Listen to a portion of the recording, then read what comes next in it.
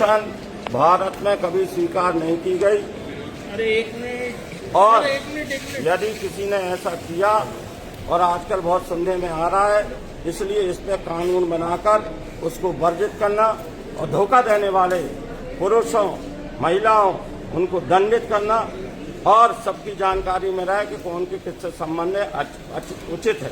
अन्यथा हमारे समाज के जीवन स्तर में, भारत की संस्कृति, धर्म की परंपरा में ये लिव इन रिलेशन नया शब्द जो विदेशी है, हमारे यहाँ कभी स्वीकार नहीं हुआ, उसके रोकने के लिए कानून बनाना बहुत जरूरी है।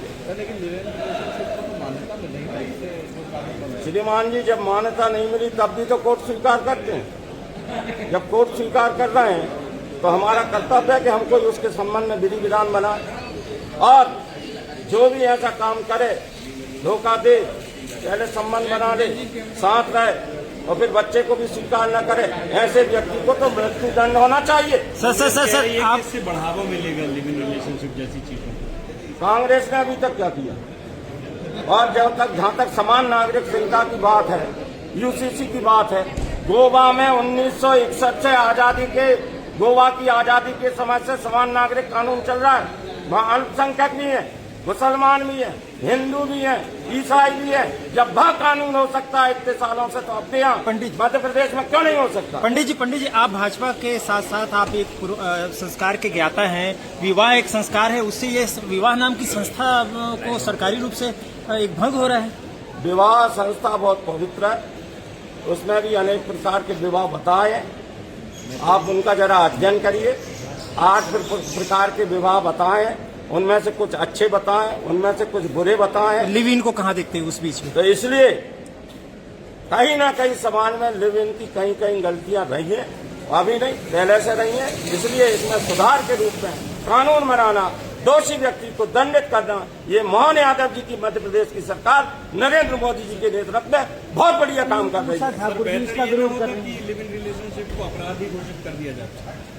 देखिए, जो सरकारें होती हैं, आपने भी देखा हो, भारत के संविधान में कठोर नियम थे, फिर उनमें कुछ संशोधन हुआ। अनुभव के आधार पर जब ये पाया गया कि ऐसा भी हो रहा है, तो अब कानून बनाया जा रहा है। भविष्य में कोई जनता के सुझाव आएंगे, अभी भी सुझाव मांगे गए हैं, तो किसी भी जाति बिरादरी का आदमी हो, सबको समान नागरिक संहिता का पालन करना चाहिए।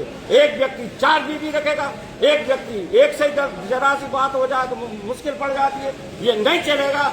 ये धर्म के आधार पर, मजहब के आधार पर, इस्लामी कानूनों के आधार पर, ईसाइयत के आधार पर किसी भी मजहब संप्रदाय के नाम से देश चलने वाला नहीं है। देश कानून से चलेगा, संविधान से चलेगा, अम्बेडकर जी के संविधान से चलेगा। अम्बेडकर जी भी एक समान कानून चाहते थे। अभी कुछ दिन पहले मुरवास में एक अपना मदरसा चलता था, वहां पे एक बेटी बहन के साथ बलात्कार, छेड़छाड़ की घटना हुई और ये सब दबा दी जाती है।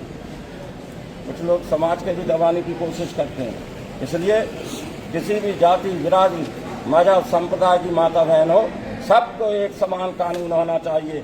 लिव इन रिलेशन को स्वीकार करें, अन्यथा दंड देना चाहिए। मगर सर, इसमें जैसे उषा ठाकुर जी हैं, उन्होंने कहा कि मैं व्यक्तिगत तौर पर इस चीज का समर्थन ही नहीं करती हूँ, लिव इन रिलेशनशिप जैसी चीज का, क्योंकि हमारी लिव इन रिलेशनशिप भारत के वातावरण में है ही नहीं है, सदियों से नहीं है। इसलिए उनका ये कहना बिल्कुल ठीक है कि ये नहीं होना चाहिए, किंतु ऐसा वर्तमान में हो रहा है, इसके लिए हमें कानून बनाना पड़ेगा। लेकिन जिस तरीके से इसमें जो कहा गया है कि सर्टिफाइड कराइए उसको, अगर हम रजिस्टर करा लेंगे तो उसको तो लीगलिटी देने की बात हो रही है। श्रीमान जी, बगैर लीगलिटी के, बगैर कानूनी रूप के कितने कांड आ रहे हैं सामने।